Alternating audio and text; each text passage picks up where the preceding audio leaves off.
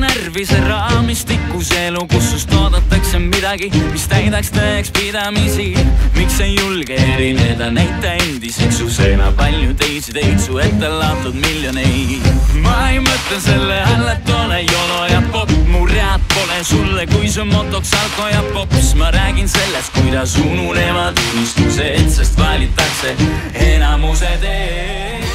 Miután visszakerültem az eredeti fogadó családomhoz, autóba ültünk, és velük is kicsit körbejártam a város körülvevő látványosságokat. Mivel Észtország híres a természetéről, így először egy vízesést látogattunk meg. A Keila vízesés a harmadik legnagyobb Észtországban a 6 méteres magasságával és 60 méteres szélességével. A folyót 2 gyalogos függőhíd is keresztezi. A vízesésnél található egy felújított vízerőmű, valamint egy kastély is, amelyet Alexander von Benkendorf német államférfi családjának építettek, és amelyet a neogótikus stílus ihlette. A kastélyt 1833-ra készítették el, amit egy szentpétervári építész tervezett. A vízesés mellett egy 3 kilométer hosszú tanösvény is található itt. Kell 6 on tuuline hommik, olen eilsest saadik suunata teel. Iga lõpp on uue algus, aga lõpueel on kärsitu meel, kus kohtuvad taevas ja maa. Seal kauemaks jääda ei saa. Ja nii ma seisan siin tõmbetuule käes, ühel pool on olnud aeg, teisel kummaline ootus on jäänud ainult kõik mälestustesse. Seal me teine teisele veel nii palju saame öelda.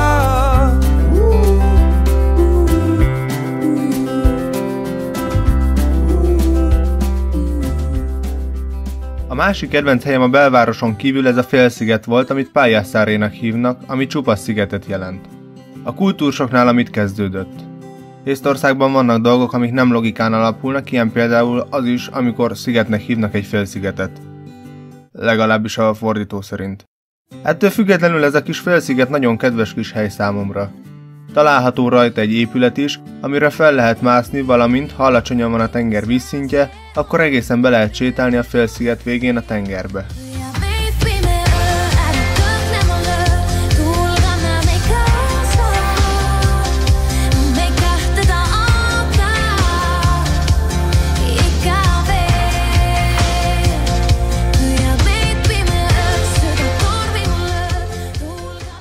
Természeten és az éneklésen kívül a szaunázást szeretik még nagyon az észtek, aminek több mint 800 éves múltja van Észtországban, és ami az UNESCO világörökség része. A legésztebb szauna az a fűszauna, amikor egy házban, egy kályhában vagy kandallóban tüzet raknak, amiben nincsen kémény, a füst pedig az ajtón keresztül tud távozni. 3-4 órát kell várni, amíg leég a fa, és ezután lehet bemenni, szaunázni, és az észtek szerint a legjobb szaunázás az kint a természetben történik, amikor bemész egy ilyen kis házikóba, aztán belecsobbansz a jó hideg tóba, és egy jó társaságban vagy.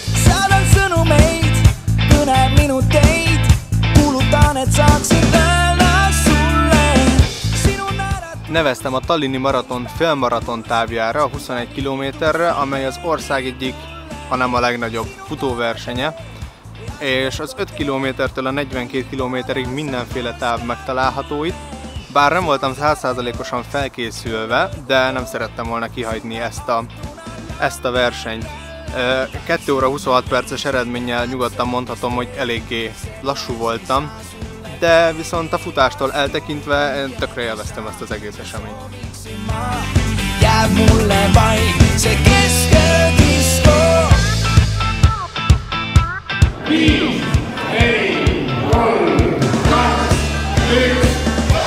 hommikul lööb mi silmist tuld, läbi segi peas on külm ja kuumus.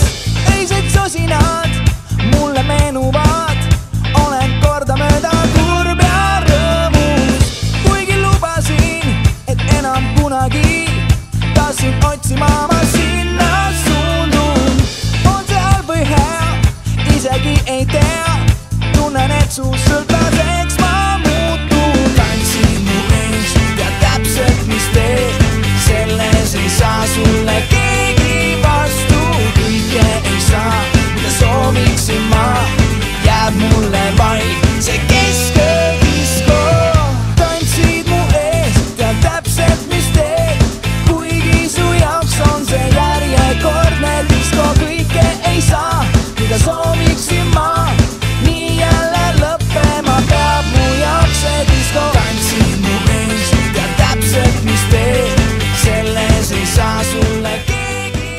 fogadószüleim elvittek egy tök király kikötőbe, amit észtül úgy hívnak, hogy Hara Avela de Saddam, magyarul tenger alatt járó kikötő, amit a II. Világháború után 1956-ban és 57-ben építettek, amely a Szovjetunió haditengerészeti felfedezéseinek és teszteléseinek adott otthont, majd aztán 1991-ben észt SSR katonai emlékműnek nyilvánították, de sosem derült ki, hogy milyen munka folyt ott.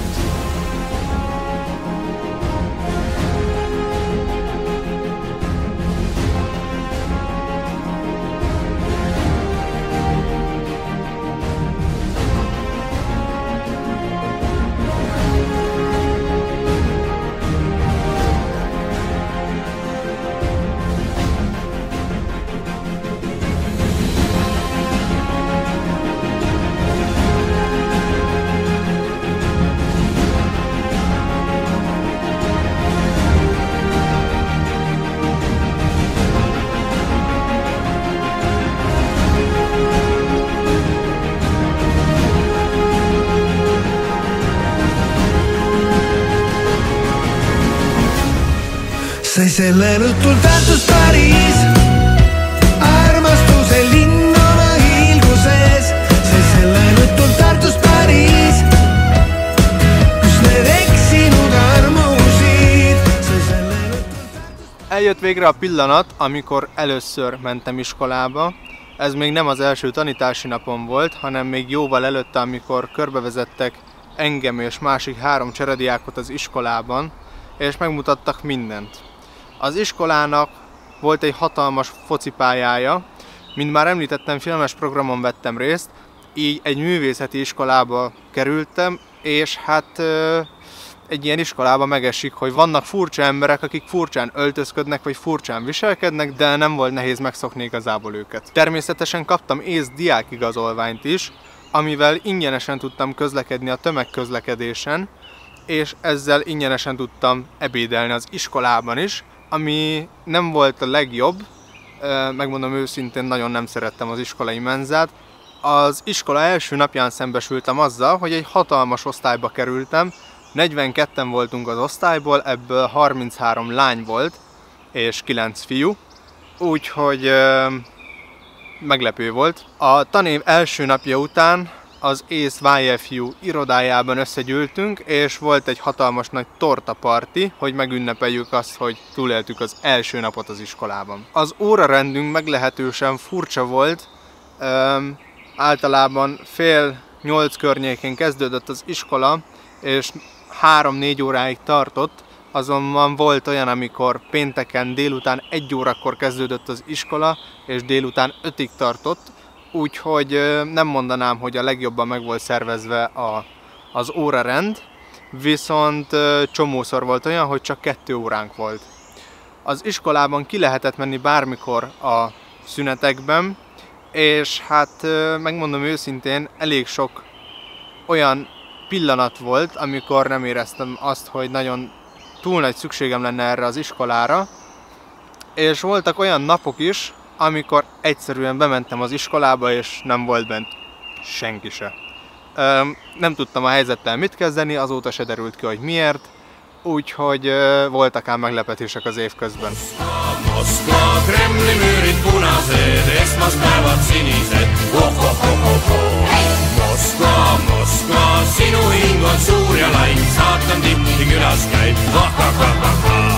Moszkva, Moszkva, kaaviar ja valge viin, hapukurk ja vingeviin, Jártam filmes csoportba 2 másik cserediákkal, és ellátogattam velük az ÉSZ Filmmúzeumba, ahol bemutatták a filmezés alapjait és történetét.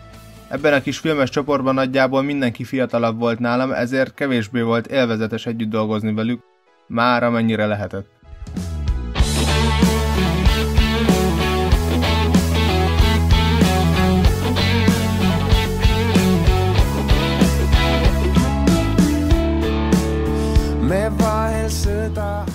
Azt nem tudom, hogy Észtországban minden iskolában volt-e ilyen, vagy csak nálunk volt, de a 10-esek, a 12-eseknek szerveztek mindenféle programokat egy hétig, szeptember utolsó hetében, és a egész heti hűülésnek a végén pénteken tartottak egy hatalmas partit.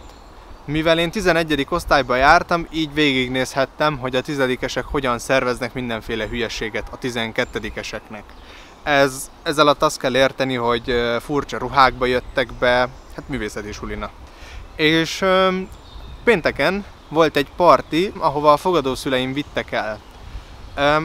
Akkor még 17 éves voltam, tehát nem töltöttem be a 18. életévemet, és hát egy partiban van alkohol, általában, és itt is volt. És miután megérkeztem, utána megkínáltak egy valami minimális alkohollal, az a lényeg, hogy volt bennem már akkor alkohol, és hát minden esetre jött a rendőrség, és nem tudták, hogy ott vannak 18 éven aluliak is. Egy opció maradt, kiszaladtunk az épületből, és az épület melletti erdőbe futottunk be, és hát ott vártunk egy másfél órát legalább.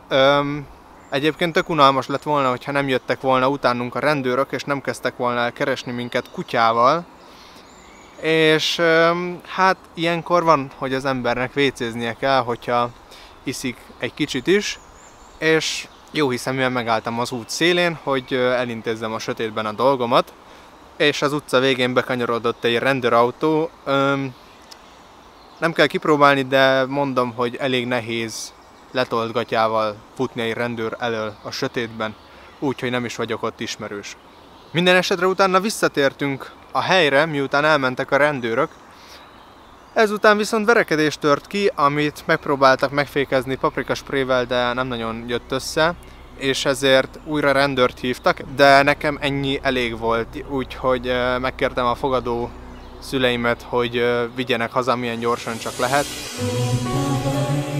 Vahel keset ööd ma tunnen korraga kurbust ja nukker mu meel.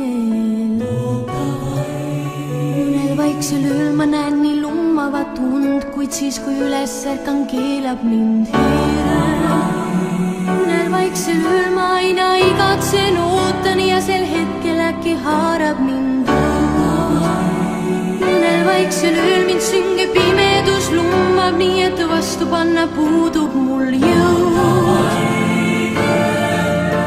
Kuulen kauget häält, mis kutsub mind. Kuulen kauget häält, mis kutsub mind. Vabalt saab vaid loomudes, kui sa A fényfesztivált szeptemberben rendezték meg, és 2 helyszínen tartott 3 napig, és ide ellátogattam a fogadószüleimmel és a cserediákokkal is. Ez az esemény lényegében arról szól, hogy az emberek kimennek és megmutatnak mindenféle olyan technológiát, aminek bármilyen köze van a fényhez, legyen az dísz. Természetesen tudományos és művészeti szempontból is bemutatják a fényt, illetve mindenféle dolgot, ami ehhez kapcsolódik. Így aztán volt megvilágított szökőkút, esküvői fénytorta, farra vetített animáció, és voltak természetesen olyanok is, akik például tűzt fújtak. Mõnel külmal ööl näib nii, et põgenema pean su eest veel kuni suudan ma. Siis kui kutsud mind, ma olen valmis kõike jätma, olgu kas või põrgu tulime siht. Mõnel vaiksel ööl ma näen, et tähti taevas süütab hingeleek, mis särab silmades suuna. Mõnel kaunil ööl ma annaks ära oma elu selle eest, et sind näeks koodi kuulda. Kuulen kauget häält, mis kutsub mind. Igatsusest jalge jalkab pind.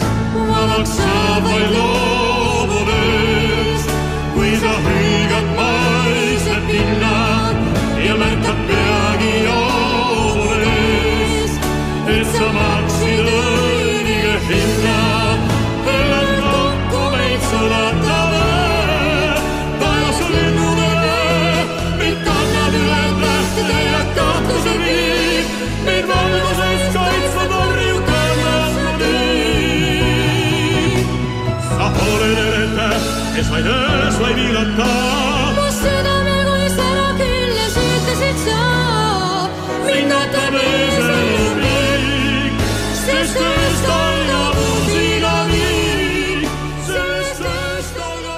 viszont visszaugornék megint utoljára az időben, a legelejére, hogy hogyan is kezdődött ez az egész cserediákság, és hogy miért pont Észtországot választottam.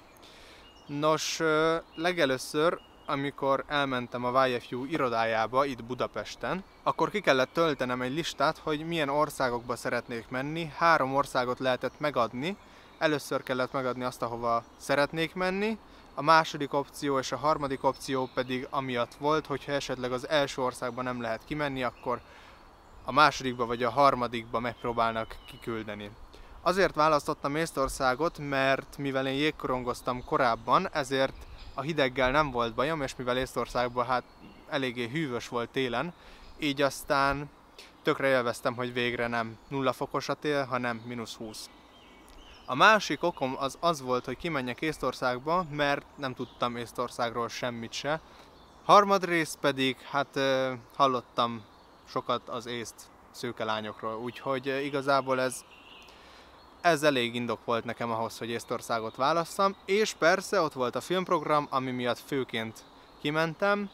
Miután ezt a sorrendet én megadtam, ami még szerepelt azt hiszem Németország második helyen, ezután volt szituációs feladat, ahol egy szituációt kaptunk, és ahol el kellett játszani valamit, hogy mit mondanánk abban a helyzetben, illetve volt egy értelmiségi teszt, ami általános dolgokról kérdezett. Ezen felül volt még egy személyes beszélgetés is, ahol nagyjából azt nézték, hogy mennyire állsz készen arra, hogy kimenj egy évre és hátrahagyjál mindent magad mögött. Miután megfeleltem ezen a beszélgetésen, illetve ezen az eseményen, így aláírtuk a szerződést, majd ezután kaptam nagyon-nagyon-nagyon sok papírt, amit ki kellett tölteni.